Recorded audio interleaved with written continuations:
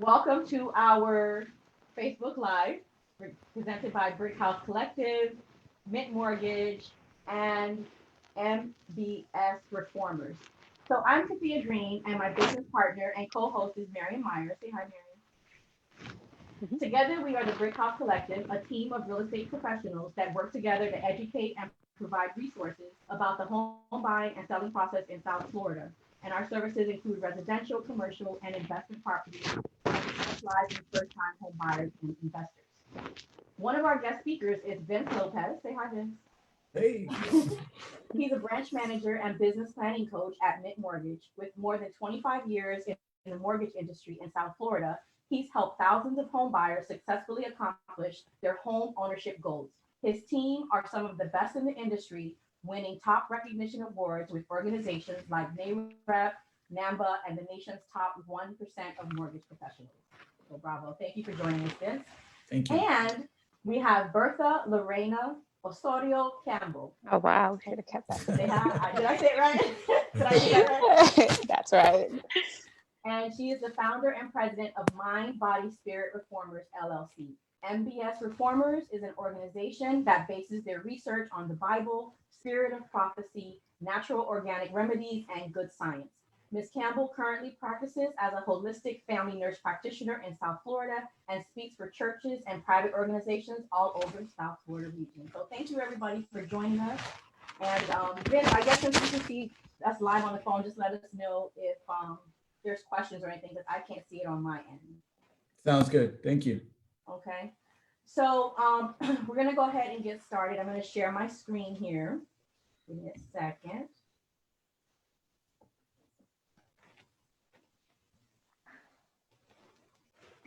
So while Kathia is sharing her screen, our today's conversation. There Well, it is. So you can go ahead. So today's conversation, we're going to talk about a couple of topics, and then at the end, we're going to have some questions and answers. So one of the topics is going to be how state mandates are impacting the real estate industry, what to expect from the future housing market, what are the impacts for your home, loan, and mortgage rates, healthy living by reforming the mind, body, and spirit. And like I said, you'll be able to ask questions and answers. You can actually type them in the chat section or in the comment section, and then we'll address them towards the end. Okay. Again, like I said, that's myself and Marian on there and our distinguished speakers. So the one we wanted to tell you guys is that we do have realtor guidelines for conducting business during this COVID crisis that we're facing. We want you to know that real estate services are considered essential business. So that includes your realtors, your lenders, your title, your inspection companies, your appraisals, your remote notaries. So we don't want to, we're just trying to let you guys know that we are considered essential. So this is why we wanted to come on today and kind of ease some people's minds as to why you're still seeing realtors open for business. We are adhering to the CDC guidelines and taking all the necessary health and safety precautions when we are interacting with the public. We are told not to hold any open houses. We're only doing virtual open houses and tours. We will do an in-person showing only if it's necessary. There are some situations where buyers or sellers absolutely need to sell their home, regardless of what we're going through right now. So we are here to help them through those transactions. And like I said before, we'll adhere to the CDC guidelines when we do take buyers into properties. We limit the number of people that are permitted at an in-person showing, limited to one or two maximum of the actual qualified buyer, and they can we encourage them to use their phones, their video, so they can show other people while they're walking through the home. We also ask them not to touch anything. We wash hands before and after, coverings on the shoes, all those kinds of precautions that are set to us by CDC guidelines. Also, as realtors, we have limited in-person activity, and we're all working remotely at home. We're staying in touch with our clients, texting, video, social media, phone calls. We just want you to know that we are here, we're open for business, and we're ready to work with you guys. And again, we are observing social distancing guidelines. When we do go out, we try to, not stand close to people.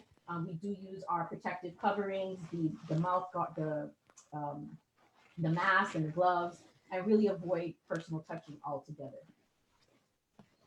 Hey guys, I know a lot of you home buyers, because I'm going to address the topic of how to help our home buyers during this pandemic that we're dealing with.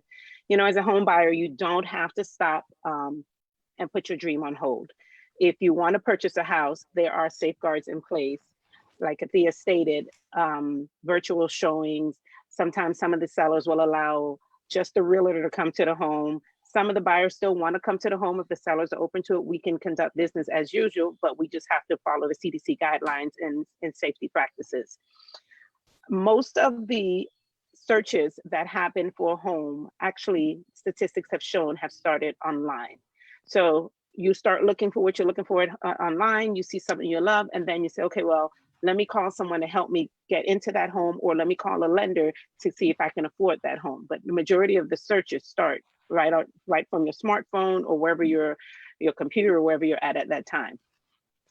You have to connect with the right experts. You have to get with a group that has a great team. Kathia and I work as great realtors together. We work with Vince, and he gets our loans and everything to the closing table. We have title companies. If you need credit repair, we have a huge team of professionals that help you get your dream to the finish line. Real estate buying, selling, and closing process is transitioning to a fully digital platform. So some transactions can actually have notaries that do it online, or mailaways, or different options that's available to you. It still will happen, and you will still get to the closing table.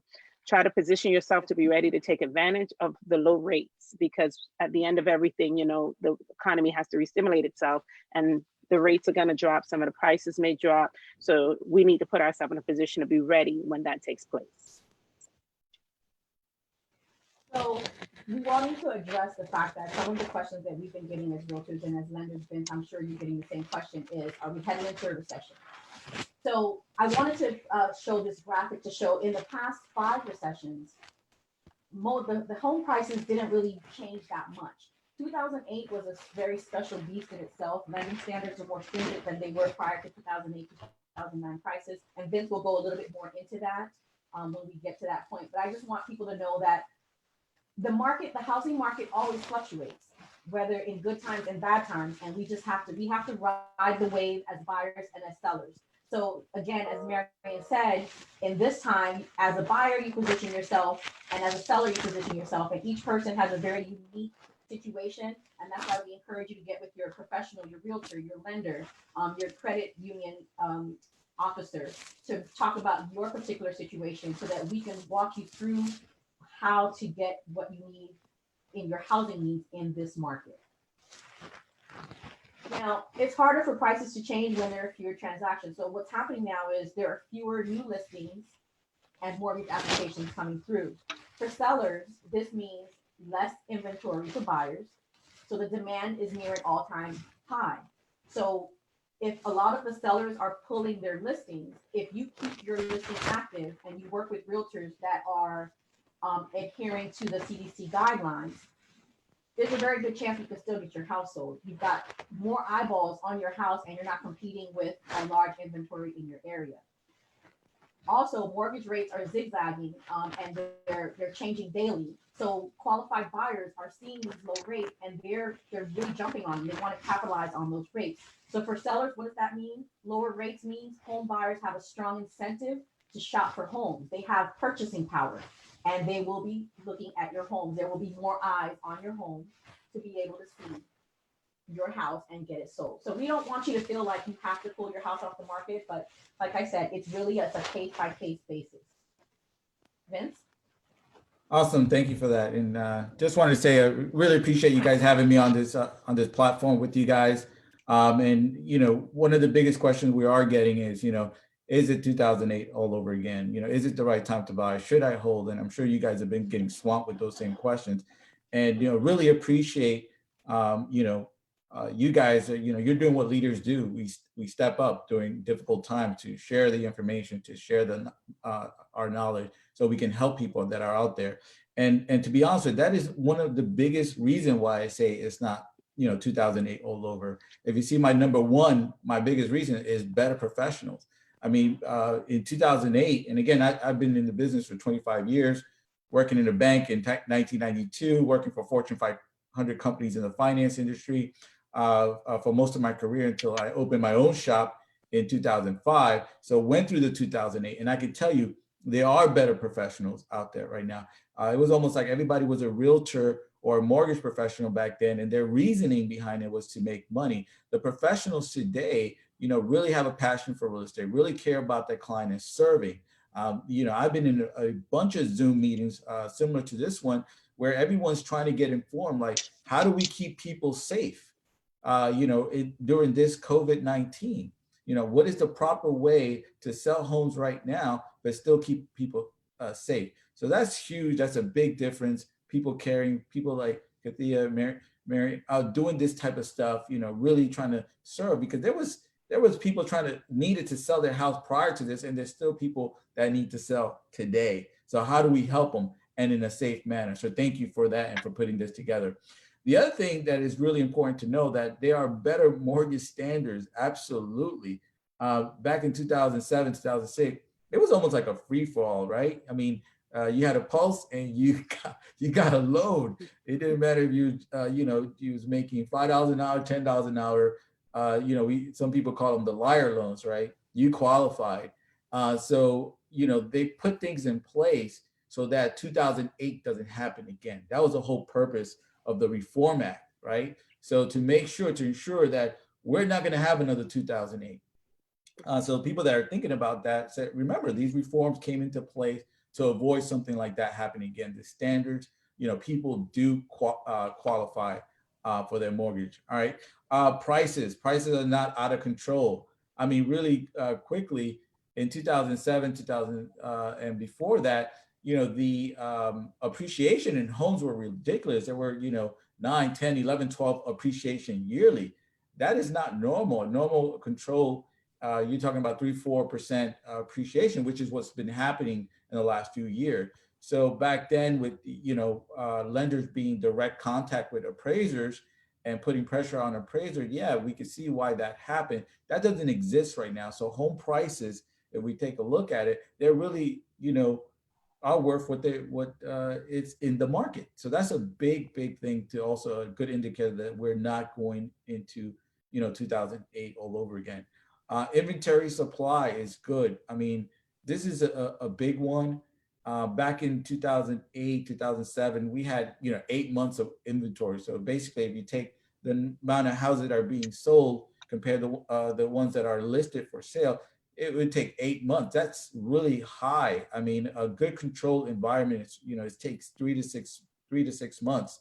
It's a balanced market. It's not a buyer's market. It's not a seller's market. It's balanced. But when you have more inventory, it becomes a buyer's market where you have too many sellers. You got too many houses and not enough buyers. That's when you start seeing prices decrease. And if you ask me, you're probably going to see a little bit of a dip, but not that, because when we went into 2008, we already had 8 months or more of inventory. We currently is at 3 months. So that's a big indicator. And I just want to pause for a second and talk about this, because there's a lot of things happening right now where people are talking about forbearance.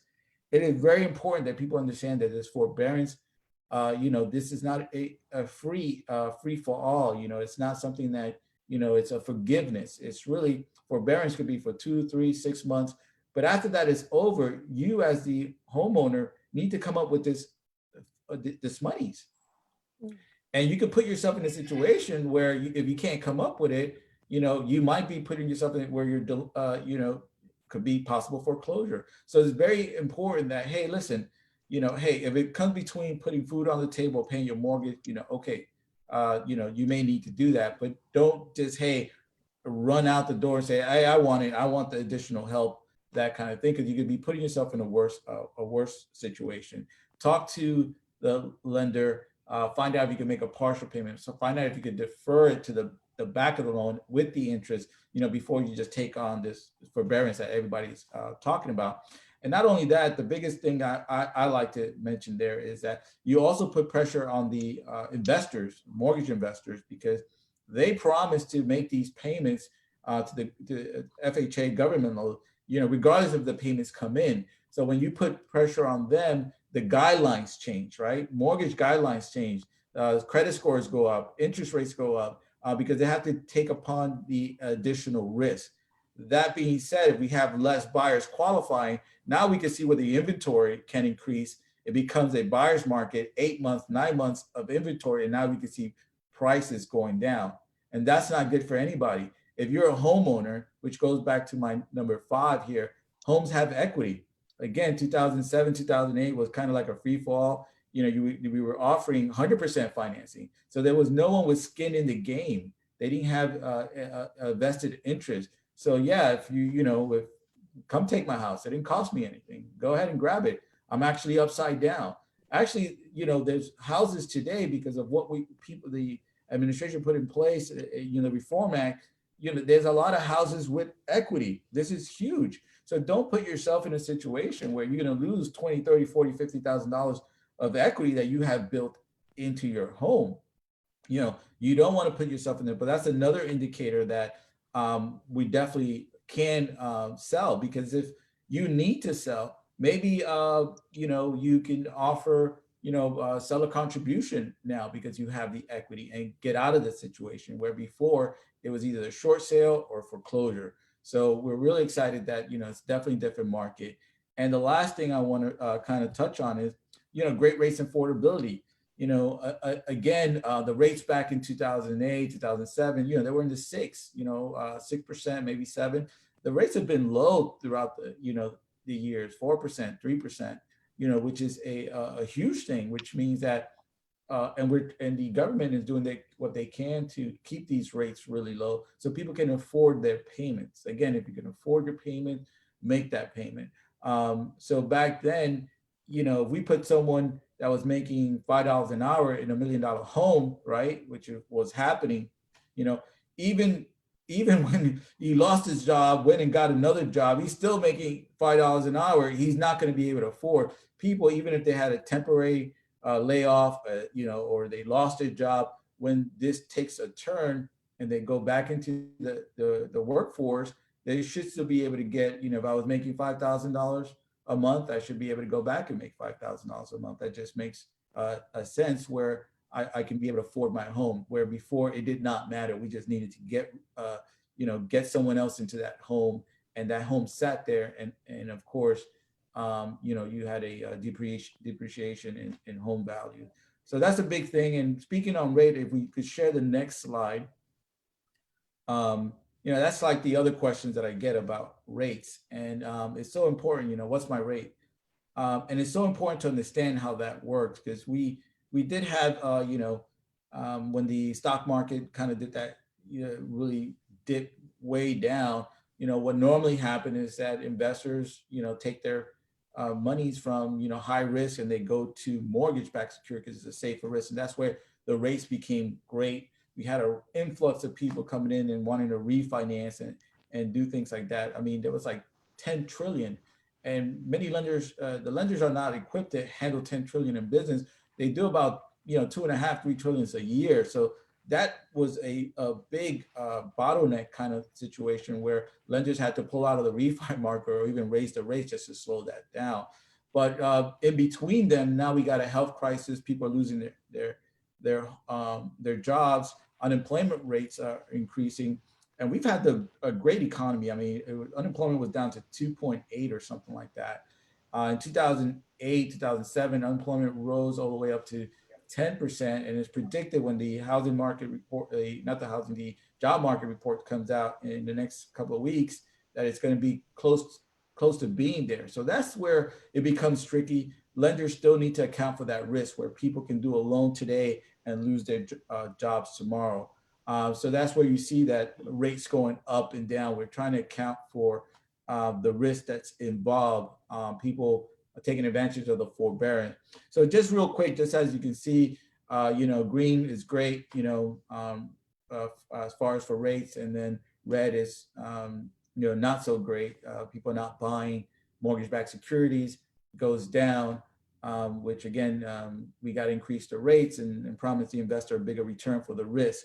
So I just wanted to show you here, like if you can see even on April 7th, just what happens in one day, how it goes up, goes down, and it goes back up. So when customers, they've all been doing it, just been trained about asking what's your rate, understand if you call a lender midday when the rates are down, they may give you one rate. You go call another lender across the street when the rates are up, they give you another a different rate, and you automatically think, oh, that's my lender, right? And it might not be true. They might not have the experience to explain things. So one of my biggest thing when I get that rate is, okay, great. That's a great question. I get that question all the time. What is your understanding of how rate works? And we go into the education piece of it. And that's what we need to focus on for rates is what can you afford? That becomes more, what can you afford is still safe for retirement. I want to put you in a good situation. Yeah, our rates, are great compared to our competition, but more important, what can you afford? And as long as we're doing that as professional, we're doing the right thing, making sure that people, are being placed in homes they can afford. And that's how we avoid 2008, because that was totally different. And real quick, just to, end this, you can have two twin people here, and, rates, their credit score may be different, and that can affect rates. But more important than that, I want to make sure people understand that, they think about just to argument's sake, let's talk about a 4%. If that is what the market is at right now, which is not, it's actually lower than that. But just to make things simple, 4%, let's just say, some people say, oh, that's a high rate. Compared to what? I mean, what are you comparing that to? If everyone's offering 4% or around there, then that's just the market. But yes, it will be high if everybody's offering 2 and you're offering 4. But just to give you that twin analogy here, you have two twin brothers, let's just call them brothers, twin. They're, one is being offered a 4.25, the other one's offering a 3.75. So, oh, that brother got a better deal. Not necessarily. The one brother may be making $5,000 a month in income, and the other one may be making $3,000 a month in income. So it's more important that we kind of lower the rate for that one brother that makes less money so he can afford that payment, versus the other brother where we can increase the rate and maybe he's cash poor, meaning that he hasn't been doing a great job saving. So we need to increase the rate on him so we can give him assistance, $3,000, $4,000 in additional funds so he can, pay for his closing costs. So it's everybody's situation. It's not necessarily that someone got a better rate. So that's very important when you're dealing with professional that, they both got a great deal. When you think about it, renting, you're paying what? 100% in interest, right? So they both got a great deal. They got into a home, and home ownership is the path to building wealth, building equity. And we're very passionate about that. And it's very important that you deal with professionals, people that are trying to keep you informed, trying to educate you, trying to put you in the right situation. Other than that, if you guys have any questions for me or questions that you get a lot from your, customers, I'd be happy to ask for that. The last slide I have here, I put this up there because what do you focus on, right? We have people, focusing on the virus, Corona, or other people focusing on, what's to come. How do we get out of it? And recently I was in I'm part of NAREP, West Broward organization, and I got a really great quote from one of the board members that said, what lies behind us and what lies before us are small matters compared to what lies within us. And that's so important because what lies within us, if we come out and share it in the world, great things can happen. And we need to get through this. And we, I think we are in this together, and we're going to get through this together. I think Tony Robbins, I saw a video that he put out there that, there's 1.4 million car accidents every year. That's 3,200 deaths per day. That's like a 9/11. So, but people don't stop driving, right? So yeah, we got to realize that, if you're going to be focusing on just a Corona, and I don't want people to misunderstand me, this is something very serious. Corona is a serious virus out there. It is very good at what it does, and we need to take it serious, and we need to take every precaution out there. But yes, there is a way. If you need to sell your home, there's a way to do that. If you want to buy, you want to take advantage of the low rates, or a situation where you can put yourself in a better situation, then definitely there's professionals out here like Kathia, like Marian, that can put you guys together, a seller that wants to sell and a buyer that wants to buy. But again, it all has to do with what you're focused on. If you're going to sit in your house and say, I'm not doing anything until this is over, it may be a new norm for a little bit. So if you're waiting for the government to rescue you, if you're waiting for things like that, again, there are ways to handling these transactions in a safe manner. And you just got to reach out to the right professional. So I just wanted to give you guys that insight. Thank you, Vince. I'm sure we're going to get a lot of questions related to the mortgage once we're actually done with this, because that's what's on everybody's mind is what's happening with the rate, what's happening with my mortgage, can I buy something, can I sell something? So, Ms. Bertha. Yeah. Thank you so much. What do we need to know about COVID-19 from a health perspective? All right. Well, I just want to echo in what Vince said, and I just want to say thank you guys for inviting me to this conversation. And I feel that it's very needed. I feel it's very appropriate. It's important for us to talk about this. And, Vince, you segued into me so well. What are we focused on? And right now, what I'm seeing is that we're a little bit too focused on this. We're tuned into CNN. We're watching the news. We're having anxiety. We're worried about a lot of things, and that's affecting our health. So one of the things I wanted to start out with is just a few facts about what we know about COVID-19. So COVID-19 is the actual disease, and that is caused by the virus SARS-CoV-2. And right now, as we know, it is a global pandemic, which means that everyone all over the world is facing the same exact thing like we are here. Scientists are saying about 40 to 70% of our population will be affected. And those, as we know, with chronic diseases have a greater threat. So if you have diabetes or hypertension or you're asthmatic, anything with a chronic disease, you're going to be at a greater threat. And sometimes they're saying even 10 times more than the average healthy individual like you and I. Those with obesity are 3 times more likely to die if they do acquire it. The mortality rate is right now about 0.6 to 4%, and it's much higher in those individuals that are over 75 years old. Continuing with what we know, next slide. So when we talk about COVID, we're hearing the word novel. And that just basically means that this virus is new. Okay, it's new to the human population. So it's never, ever been introduced. So what does that mean? Very simple. We are all susceptible to it. If you come in contact with it, and it's highly contagious, you're going to get it because your body has not built up any immunity to it. Keep that word in mind. No immunity to this virus. It's going to get worse before it gets better. So we may be dealing with this for 12 to 18 months. It's going to die down over the summer, but it could come back up. And this we've seen like when we had the Spanish flu epidemic back in 1918. Easily transmissible. It can survive on surfaces for about 72 hours. And the typical symptoms that we're seeing are high fever, a dry cough, and fatigue. However, let me say this really big. Those are typical symptoms. There are many of us that are walking around and we are asymptomatic, which means that we can have this virus and absolutely have 0 symptoms associated with it. Or we'll have symptoms that are not your typical symptoms, like a headache or congestion.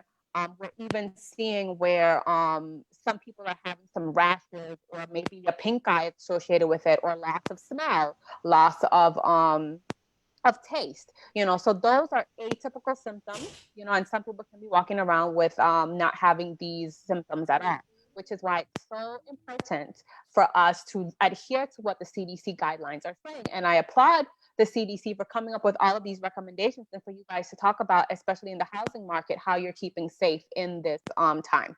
Next slide. So those are the things that we do know, but we need to kind of focus on what is the prescription for health during these times. And this is something that I tell all of my patients. So the first thing that we want to do is kind of maximize. And this is whether there's a novel virus or nothing. This is just general guidelines for prescription for health, keeping your body healthy. You want to put in what's unique to your body. So these are things like raw materials that your body needs to function and heal. Oxygen. We need to go out and get some fresh air, get some sunlight, vitamins and minerals, antioxidants, protein, healthy fats, omegas, And we have to believe, this is super important, our mindset, the 6 inches between our 2 ears, it's very important that we have to believe that what we're doing and what we're choosing is going to be effective and safe, and we're going to heal. Minimize, meaning decrease whatever is harmful to your body. And this is unique for everyone. Okay, so toxins, infections, allergens, stress, trauma. So a lot of us are sitting and we're watching CNN for 12 hours. That's going to raise our anxiety level. It's going to raise our stress level. We're worrying about all of these other things. That's just going to decrease your immune system. So you're not going to be able to really fight off any viruses or anything that comes your way. So you have to decrease these things. You know, any limiting beliefs that you may have, fear or negative expectations. A lot of us have this dooming view of this, you know, end of the world, everyone's going to die. Yes, we have to take precautions, but we're still living in the here and now, you know, and we have to take precautionary measures for us to actually do that. The last thing for our prescription to health is to actually prioritize, meaning we want to create an environment for healing. So we need to be getting enough sleep. We need to be resting. And this is probably a great time for us to actually do this because we are home. You know, the world probably said, you know what, it's time for you to sit down. It's time for you to relax. It's time for you to enjoy your family. It's time for you to actually maybe do some home projects that you've been putting on hold for a long time, or all these things that you so-called didn't have the time for because we have this busy mentality, you know, that we have to get X, Y, and Z done, and we just have no time to actually sit down and enjoy our family. So this is time where we can smell the roses, you know, laugh, stress reduction, you know, exercise, stretching, breathing, having meaningful relationships, positive visualizations, and association. These are things that we can do to just keep our health in order. A lot of times, you know, we're going in this world and we're stressed and our anxiety and all of this is up, and we forget that we have to actually slow down. You know, I saw a meme on Facebook, and the first time the meme came out, it was like, if you're not starting a business or grinding or doing this, then you lack discipline or something like that. And I was like, what? And then someone came around and, like, I guess took that out and was like, you're doing perfectly fine. If what you need to do is rest, sit down and you know? And I said, exactly. We put too much pressure, you know, on ourselves. And we kind of have to just step back, and we can't be in this overdrive state. One of the reasons, guys, is because stress causes disease. If we're overstressed, our immune system is not working. We're not. If you can go to the next slide for me, Kathia. All right. So we've been hearing so much about, well, what do we do? What do we do? What do we do? Well, those are the things that you do, the prescription for health. But what are some things that you can do now to kind of boost your immune system? These are general things that everyone should be doing as a foundation. So you want to be taking a good multivitamin, a good mineral. It's kind of like your foundation. Our foods are not as nutrients dense as they used to be. It just isn't. You know, an apple doesn't have the amount of nutrients that it did 20, 30 years ago, the apple that we're eating today. So unfortunately, we do have to supplement with vitamins and minerals so our body gets what it needs. Vitamin D3, or what we get from the sun, you know, it's super important. Our level should be above 50 to fight off diseases.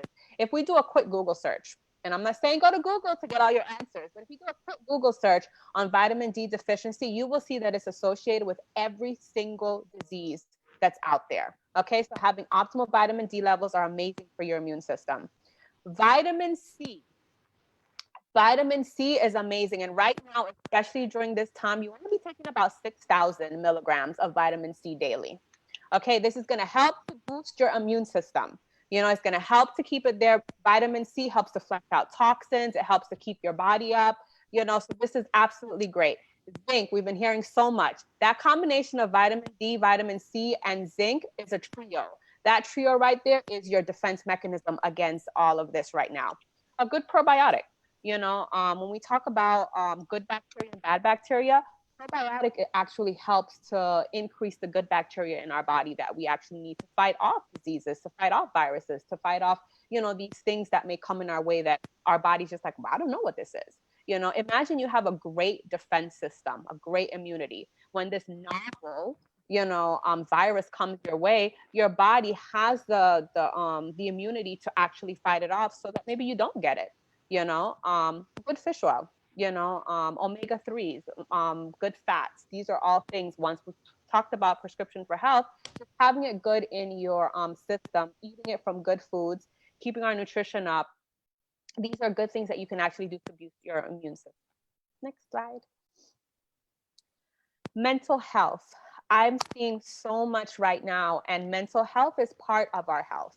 It's mental, physical, spiritual. Okay. So like I said, right now, this is a good time to rest.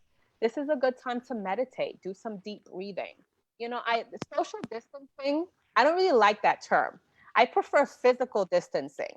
We're physically distancing from each other, but that doesn't mean that we have to be socially distant. Okay. Right now, we're connecting through Zoom. You can connect, and I've seen where they're having virtual parties where people are connecting for brunch. People are connecting for playing games. Churches are connecting. So you still want to connect with friends. You do not want to isolate during this time. You don't want to get to that point where you're without that connection from people. So physically distancing, but do not be socially distant. Prayer is awesome. EFT or tapping. So I want you guys to look this up if you don't know, or you can always ask me questions. I know there's going to be a question at the end. But EFT or tapping is emotionally freedom technique. And what this is a form of acupuncture. Okay, so acupuncture works on the different meridian points of our body, and it helps to actually decrease anxiety. And so you tap on about 8 to 10 different points on your body, and there's an actual system that you work through it. You can look this up on YouTube. The more that you actually tap, the more that you do this, your body builds up the capacity to deal with stress and anxiety. So that when stress or anxiety come your way and you automatically begin to tap, your body's like, oh, that's what we're doing. Okay, let's calm down. Let's relax. We built up this capacity to deal with this. So you have a glass. Let's say I have this. And this right here is if someone comes and knocks me, do you see how full this is? This is going to then spill over. Okay. That means that I don't have the capacity to deal with when someone comes and bothers me. But the more I tap, this is going to empty down and go down, that I can actually I can take more of what's going on in this world and take more of all of this. That when someone comes my way, then I'm not going to be easily frazzled or easily stressed out, because I've actually built up my capacity to deal with it. That's an awesome way to actually to help during this time, especially with all of the anxiety. A lot of my patients right now that have never even dealt with anxiety are dealing with anxiety right now, because they're like, I don't even know what this is. I can't breathe. I'm waking up in the middle of the night. I can't sleep.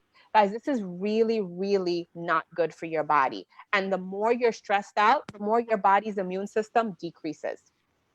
And you're now way more susceptible to receiving this, getting this, or getting anything else that's out there.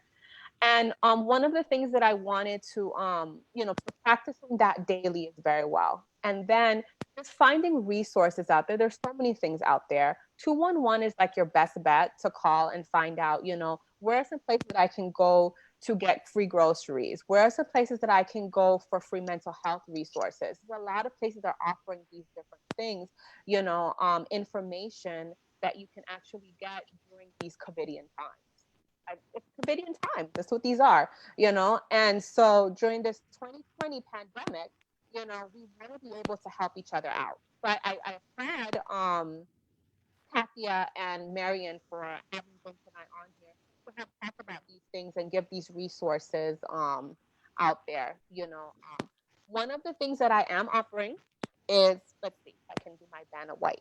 Okay. I have a little immune support kit. They're very limited because vitamin C and all these other things are super hard to find. So I am selling these locally. We could talk about shipping if you're not close. But I'm in Davie. So if you guys are interested, then you can always contact me for this immune system. It comes with vitamin D. It comes with a liposomal vitamin C, and some other things to actually help boost your immune system during this time. And I also do IV nutrient therapy in the home, which we can talk about that as well. But during these times, I want you guys to stay safe, stay healthy, be physically distant, but not socially distant. And just take care of your health the reformer's way. I think that was it, right? Did I have another slide? No, right? I think that was it. Yeah. So we wanted to thank everybody for being on the call. There's a lot of great information that was presented by Ms. Campbell as well as Vince. And there are a couple questions that have come in that I want to just kind of clear up, or maybe we can elaborate a little bit more. I'll start with you, Ms. Bertha, since you just, I'm trying to say Ms. Bertha, since you were just on there. You talked about positive visualizations, and one of the questions is what type of, like you're I don't want to use the word stuff. We're embracing the fact that we're at home with our families for extended periods of time. What type of family activities and even individual activities do you recommend for us to be able to keep peace of mind and keep peace at home? Because there's a lot of together time that can be overwhelming. What are your suggestions? Okay, so good question. So definitely I think you want to keep the routine as close to what it was before, so I know right now all of the kids are home and they're doing online learning, distant learning, so they should have time to do that on their own individually. I believe that the teachers are the ones that are teaching that, so that's a good thing for them to do. For them to have time to actually go outside, walking together as a family is good. Eating dinner together as a family is good. Right now is a great time to teach your children how to cook. And clean. That's also good. But honestly, you need to find that time to get away from it all, and one of the ways of doing that is even if you go outside or if you find a safe space in your room or wherever that place is for you, and just do some deep meditation and some breathing, even just breathing in and out, and finding that time to visualize your happy place. My happy place is the beach. So when I close my eyes and I'm like, my happy place is a beach, and I visualize that, my brain automatically has already imprinted that that's my happy place. So every time I say, heaven on earth, that's my way of going back to my happy place. I know that I'm at the beach. I'm hearing the waves. I close my eyes. I see the water. I smell it. My feet are touching the sand. So each one of us needs to have a way of doing this, and teaching our children how to meditate and deep breathe right now. Doing that as a family activity. Those are great ways of doing things together, but also doing it on your own as well. I got a question for Ms. B, if that's okay. That. So real quick. So I've been hearing that, if you do come in contact with this virus, that it actually stays in your throat for like 4 days. And that's where you start getting the coughing, and you start coughing, a lot of coughing. And they said that you have actually an opportunity that if you, drink a lot of water or warm water or gargles, that you can actually flush it into your stomach acid to kill it versus it going into your lungs. And that's where the problems can come about. Neutralizing it. Yeah. What's your thought behind that, your theory? There's so many home remedies out there, and I have absolutely nothing against home remedies because I'm all about holistic care. I absolutely believe in it, and so the gargling with the warm water, baking soda, I've heard even that, drinking lots of water. It's just like when we have the flu, your body gets sick, you need to rest. And a lot of us with this also, it can go up and down with how your body feels. So you may be feeling great one day, let's say you have it, you may be feeling great and you begin to do things, your body then just completely just gets tired because you didn't allow your body enough rest to actually get back to, okay, now I'm back to being optimal.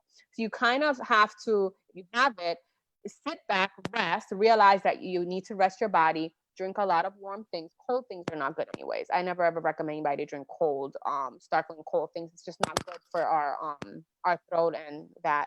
So yes, the warm gargling and all of those things, all of that is fine. Warm water with lemon, honey, any of those things is good. Drinking warm soup, the same thing that our grandmothers, our grandparents always told us to do. Go back to old school. Oh, back to old school. Vicks, rubbing some Vicks. I have another question that came up, piggybacking off what you just said in terms of doing things for us to reduce our stress and our anxiety in our personal lives and in our health. The question is for Vince.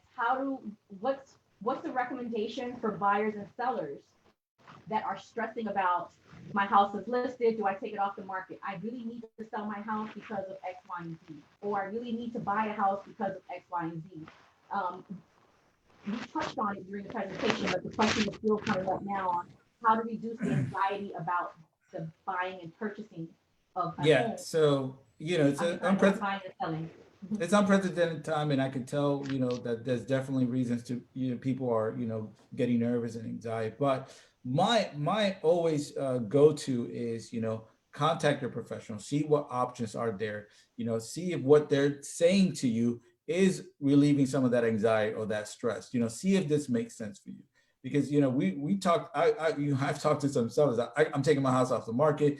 I'm on lockdown. No one's coming into my house. You have that, okay? And you can't. Hey, listen, if that's how you feel, safety first, that kind of thing. But there are people that I need to sell, and please don't tell me I can't sell. And say, we give them the option. Look, the way we're handling it is like, hey, we got shoe covers, we got gloves, we got face masks coming in. You and the family could be outside. Make sure you leave all the doors open. The realtor comes in with a camera, does a good job lighting, takes a good video. They share this, a virtual open house for people. They share it on social media. People show interest. We get them qualified. We taking precaution as well. So just getting them ease of mind. Like, this is the process.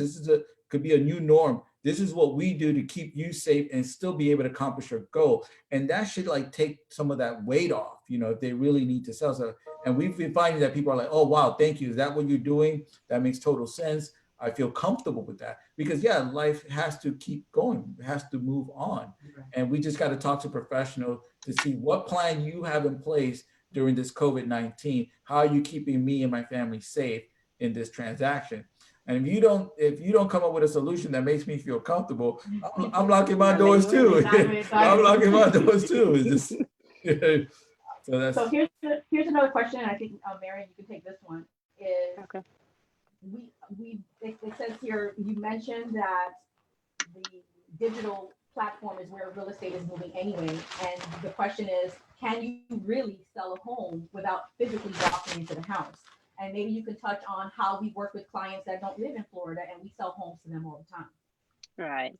So a large base of my clients that I deal with are investors, and many of them will buy property here in South Florida because people love to vacation where we live, and they can find some really good off the market deals. So many times they'll find me, we communicate strictly through the phone, most of the time through text. Every now and then when we do have to do a video tour, I go into the home after speaking with the homeowner, and I literally just hold my phone up to this area here. I let the homeowner know that I'm doing a recording.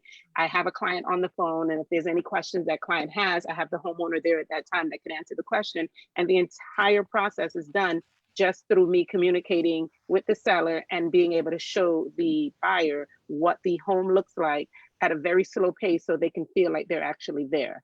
The paperwork and everything else happens the same way with them, with the distant person then as we will do it now with COVID-19 here. We still have mailaways. We have, for the cash buyers that I deal with, they do online notary services. So if you're being financed, it's 100% dependent on the different lenders, how they want to handle the notarization and that process of it. But for most of my investors, they're cash buyers, and it's completely done without the two of us ever meeting each other. Another question for, I think this one is going to be for, I'm just going to ask the question. So if you have, they're getting a lot of information from everywhere. How do you know what to listen to? For example, people are hearing, Vince, you touched on the forbearances and the holds on evictions and foreclosures and things like that. And people are, hearing different things. And what's going to happen is, or what's happening is, there are some scammers out there that are preying on people's vulnerabilities right now. The fact that they're panicking, or they're hearing, hey, I can, not pay my mortgage for 3 months, or my landlord can't throw me out, or whatever the case may be. Go back again and remind everybody what's the best route to take so that they're not becoming victims of scams during this period that we're in. Yeah, so according to NAR, it's an interesting fact that according to NAR, 64% of transactions that happen in the real estate is through people fear of influence, so friends and family members. So that's always important to always be dealing with people that you know, like, and trust. You know, the recommendations are huge, right? A family member was treated well by this realtor, by this lender. You know, that's a good indication that, hey, let me go speak to that person. And the other thing that people can do is actually Google and get reviews. You know, you got to go and Google the person you're dealing with, see what kind of reviews they have. If they don't have any reviews or they have anything negative, you know, hey, you know, put a pause and get another opinion. So those are the kind of things that you can do. And you know, technology, you know, in one way today, like, you know, Ms. B was mentioning how we can still be connected. We can get people face to face on, you know, face to face on the camera, you know, and get an idea, get a feeling of, you know, are these people trustworthy? There is way to do things secure. We have secure online application. You could upload documents. You know, we use the remote notaries. So many ways to keep you safe. And again, there's always these reviews that, you know, my past clients, your past clients can vouch. And those are ways that I would recommend. I wouldn't be going blind and just trusting someone I've never heard of or talked to. I just wouldn't be doing that. Right, that's what's happening out here with the panic is people are hearing information and as Bertha, as you mentioned, we're spending 12 hours listening to CNN and all this stuff that's happening. People are running out of the stores and hoarding toilet paper and, you know, overstocking food, and it's just a state of panic. So with that, I wanted to just put out there that there are apps and platforms that are being offered to the general public at either free or discounted rates for us to be able to log on and take a Zumba class or some other type of meditation class, or some type of app to download that will help you breathe. Because some people have never meditated before and we can't physically leave our house and go and start doing that. So just to let people know that they can go out and research meditation apps and workout apps and things like that, so that you're, like you said, you have to still keep living. We can't completely give in to COVID. We have to continue building the economy as well. You know, when you're ordering food, when you're eating out, or even grocery shopping, you can have your food delivered in. So we do have a lot of options. Going back to your 211 resource, that's a really good tip for everybody to find out all of the events that are out there. And I know that each municipality also has a text code where you can text within your city what your city is doing specifically to help their citizens. So, Marian, did you want to?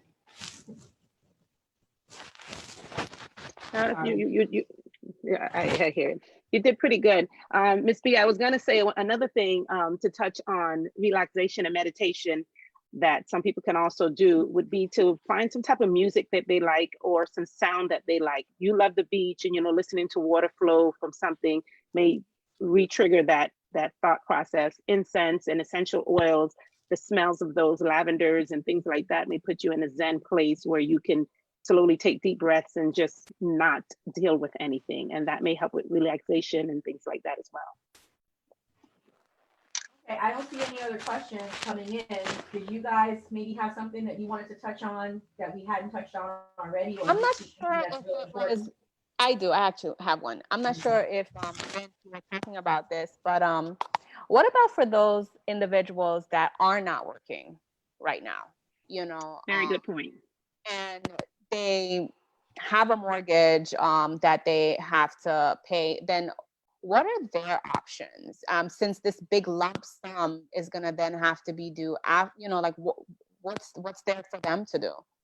Yeah, so that's a great question. And, you know, someone lost a job, but you find many in that situation, unfortunately. And yeah, and of course, you know, everyone, it's a kind of a little bit defeating feeling, you know, especially if you're working for a company for 5-10 years, you know, that kind of thing. But understand, you know, there are some help being given out. You know, if you're a small business, there's small business loans that's happening. You know, the administration, the government official, they are trying to do what they can, but at the same time, you got to do things yourself. You can't just sit back and wait. You know, find out. You know, this is a time to definitely connect with friends, family. What can you do?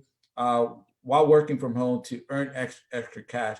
But putting that aside, the number one thing, if you lose your job and you find yourself in a situation about paying your mortgage, contact the lender is the most important thing. See what options are there, and don't just take the first option or someone recommended or someone was on social media saying this, that, the other, because that might not be the best option for you. And get clear understanding. We got too many people signing paperwork without understanding. If in fact that, you get a 3 months deferment, what is your plan? Because yes, after a forbearance, after 3 months, you're gonna have to come up with three months payment. What is your plan? What is your plan? Where's that coming from? Ask the lender, if I'm not able to come with the 3 months, after, what other options are there? And if they might have a different plan in place, well, they might just say, hey, if you don't think you could come up with the money, then I wouldn't do this. Let me find another solution for you. But the communication is super key, especially with the lender. Most lenders that are out there, they're very understanding. They understand the situation. They're going to look for options to help you out. I have another one. What about if someone is, was thinking about buying a house and then they lost their job during this COVID Or time? in the process of buying a house early on and lost their job. Yeah, what happens with that person? And then does the lender look at it a little bit different? Is there going to be special provisions about during this time for that? So. Yeah. So when that happened, is an unfortunate thing, and it has happened, right? The thing to be clear on is we're gonna have to put a pause, right? Now, we've had a situation where a person lost a job, and but really quickly they got an offer for employment with a different company, and they got their offer letter, and they're gonna start on this day and be making a pretty similar amount of income. Then that person, great, we can still help and we can still continue. But if someone lost their job and they don't know where their next check is coming from, we do have to put a pause. We put them in contact with the realtor to see, based on the contract they sign, talking to the seller, making sure they try to do what they can to secure that deposit as best as possible. But we won't be able to continue with that loan because, again, the key thing there is that we don't know when their next check is, where it's coming from. Vince, I had a question for you regarding that. So with the COVID-19, some people haven't actually lost their jobs, but because they're not able to go to a restaurant or run the restaurant, it's on hold. So there's a gap in their 2-week or whatever period they get paid during the process of them purchasing a home. What happens in that particular situation? Okay, so that has happened, especially for business owners. One of the things that lenders are doing really focus on is throughout the process of this loan now, they're actually verifying employment 2 and 3 times, sometimes 3 days before closing. Some lenders are even verifying employment the same day of closing. So this is a very big thing. So if the lenders see that they lost income or a reduction of income, and we may be putting them in a situation that they can't afford their home, again, same thing, we're pausing. But in a lot of cases, a business for self, they're showing us, hey, we were able to still figure out how to still make money by delivering our services or putting something in place. And maybe it's not the same amount of income I was making before. It's reduced income. Look at my bank statement, look at this. And if it still meets lending criteria, we're able to continue. We're not just, hey, you had a reduction in income, you had a pause in income, the deal is dead. No, we're still trying to figure out, if a seller wants to sell and the buyer wants to buy, how do we put our heads together? How do we figure out a solution for this to continue? But what we won't do ever is put somebody in a worse situation. Put them, right. What we was talking about, stress, right? Or, put him in a really stressful situation. I don't know how I'm going to pay for this house I just bought. We're not going to do that. I had one more question for you, Vince. Probably a couple of will come after this. So another part of how we do business is dealing, Kathia and I held a lot of first-time home buyer programs. We talk about different various grants and things that FHA offers, the different programs. Have any of those programs been affected with the market, the COVID, and just everything else that's going on? Okay, so for the most part, these programs, and they're most of these programs are government backed or state backed. So for the most part, most of these programs continue. I have heard that some of them, whether the guidelines may have changed. Some adjustments need to be made, but for the most part, most of them are still in effect and active, and we're keeping a watch on there. There's money there for people that need down payment assistance or grants and things like that. They're still there. They haven't ran out. And from what I understand, the administration is buying mortgage-backed securities. They're putting money back into the state. They believe in home ownership. That's why we were considered essential. It definitely is a way to help the economy get back on its feet and going. So from what I can tell, they're still there, and I don't foresee that changing, but I don't know. I don't have that crystal ball. But for right now, if somebody wants help, down payment assistance and grants, they're still there for them to take advantage of them. I think one of the messages that we need to really have people take away from is everybody's situation is unique. For some people, this is a prime market for them to either buy something or to sell something. So it's not that everything is just on hold, and it's really a case by case basis, and to reach out to your professionals to have to really take a look at your situation and see if this is a good time for you. Because rates are low, inventories, so it's one of those situations where you look at it and there is opportunity there, of course, with safety precautions. Talking about safety precautions, a question came in for you, Bertha. You mentioned you like the term physical distancing versus social distancing. And then you said it's good for us to go outside and get some sun, exercise, and things like that. So what is your recommendation? What is the CDC saying about going outside, getting exercise, but keeping your distance? Because you hear 3 feet, you hear 6 feet, you hear, you don't pass people in crossing. And so what is your recommendation for that to safely be outside? So yes, the CDC recommends you can go outside and exercise, as long as you're practicing that 6 feet distance with other people. So if you're a runner, if you're a cycler, if you like to cycle, if you just, want to go outside, just get some fresh air and walk, that's fine. But you don't want to be with someone next to you, because what happens is, because of the contact precautions, the droplets, sneezing and all of that, if you're less than 6 feet, then you can get those droplets on you. And then, if that person has it, then you're more susceptible to actually getting it. And that's the whole reasoning for that 6 feet distance. Then the other thing I see a lot of people doing is that they're visiting each other's houses. People are like, I'm healthy, you're healthy, let's just go ahead and visit each other. But that's not the right thing to do right now. You don't know where that person has been in contact with, or who that person has been in contact. And if everyone has that mentality of I'm healthy, let's just go and visit each other, then we're really not being physically distant at all. We're not flattening that curve. We're actually making it worse. So going back to what you just said, go ahead, Ben. No, I'm just curious what Ms. B has to say about what do you do when you get a Amazon package or a package that comes to the door? What is your say? What do you do? So you have to basically Corona wipe it down. Okay, all right. Your food delivery. Anything that you're getting delivered, you want to make sure that you take the precautionary measures to actually wipe that down, clean that down before you bring. Some people are opening the boxes outside, doing that, throwing that out, and just bringing in the package. But you want to wipe that down. And you have to be very, very careful. So when you said about keeping the distance outside, and I see families walking together, but let's say you're quarantined in your house with your family, and that family goes out together. Is that family needs to be 6 feet apart, or just that? No, they're in the same household.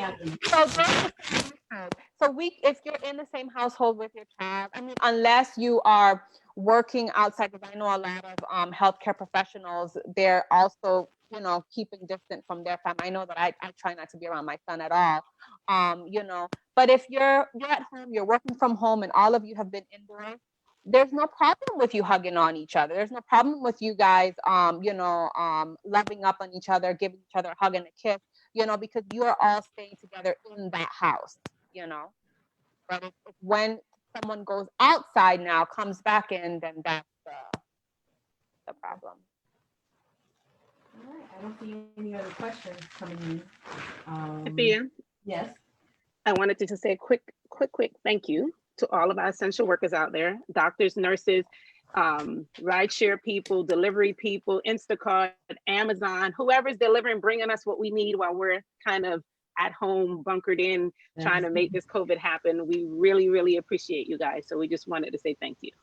Amen. Yeah, absolutely. Thank you. And I want to say something else too, that's been showing up on the news about we have to be good citizens where we're not just taking off our gloves, throwing them out, taking our masks and just, we're being so disrespectful. And I think even before COVID, we had as a nation, as citizens, good stewards, we needed to have some work done on that. But it's sad to see what's happening with that, where people are not disposing of their gloves and their masks. And let's retouch on that again. What is the proper way to dispose of it, and when do you dispose of the mask and the gloves? You asking me? Yes. Okay, so I can pretend like I have gloves on, right now, and whatever I'm touching, if I'm touching my computer screen and then I go and I touch my phone, then whatever I took from the computer screen, I'm just passing it on to my phone, passing it on to wherever else that I touch. So I see a lot of people, and I think what you're talking about is a lot of people are wearing gloves in the supermarket. They're in their car. They're holding their wheel. Their all of this, and they never ever remove that. The glove. That person has just transmitted everything to every single surface with that one pair of gloves. So that's not helping. What would help is you don't have to wear the glove. You can wipe down, but wash your hands, for 20 seconds, like actually wash your hands. That's the best defense that you have to actually remove anything that may be on your hands. If you choose to wear gloves, then you need to know that you're only wearing gloves for that one particular thing that you're doing. When we're in the hospitals or we're around patients, Marian, you remember this, right? Or Of course, I still utilize it. Thank you. You're the health professional here today. Then in this case, then it's like, okay, I'm giving an injection to a patient. I'm not going to then go to another patient with that same exact glove to go do something else to that other patient. I'm cross-contaminating between those two patients and myself and whatever surface I have touched. So if we're going to wear gloves, it's only for one particular thing that you are doing. So let's say someone went grocery shopping, and without gloves, they went grocery shopping, all of this, they put their stuff in, and then they wanted to, take out the groceries to bring it in the house with pairs of gloves. Okay, then do that. As soon as you're done, throw away the gloves, and wash your hands. You're only using gloves to do one thing. So it's not necessary to wear gloves everywhere and then throwing them on the parking lot or throw it in the garbage. Wash your hands. That's what's contributing to the shortage. People don't know how to properly use them. And like you're saying, we just wash our hands rather than, if you're using them properly, that means you're going through dozens of gloves. You're going through a whole box, maybe 2 boxes. Unnecessarily so. So we just really wanted to kind of clear that up for everybody. So, folks, I think we're going to wrap this up. I'm going to put this, our information back up here on the screen. Share my screen here. So everybody that's on, we're going record this live webinar or live presentation. We will replay it on all of our sites. So if you missed something, you can watch it from the beginning as well. We apologize for the technical difficulties we had in the beginning. We're not all Zoom experts here, but we will be by the end of this COVID pandemic, I'm sure. So this is also. I was gonna say, if they have any comments or questions that they need and they want to put it in the comments wherever we're posting it, reposting or doing a watch party later, they can put those there and we'll respond to those comments in there as well. Absolutely. And the COVID is changing. We're getting new information all the time. And so when there's another major update that we feel like we need to present to you guys, we'll definitely be back on. but we just want you to know that we're all here. We're only a phone call away, a text away, a Snapchat away, Hangout. So whatever platform you're using, you can reach us, and we will get you connected with the right professional to get the information that you need. Because I think one of the biggest problems that we're having is misinformation that's leading to frenzy and panic, and we're and doing the wrong things that's going to keep this pandemic around longer than it needs to. So that was really our purpose today, was to bring it to you from different perspectives that really affect our world in real estate. And you know, without you, we don't, none of us have businesses, so we have to take care of each other and we have to do it together. So with that said, unless any of you guys have something else that you want to say, I thank Just want to say everybody. thank you. Thank you so much for having me. Keep doing what you guys doing. Keep being leaders. We really appreciate you guys having me. Thank you Thank you, guys. guys. Bye, guys.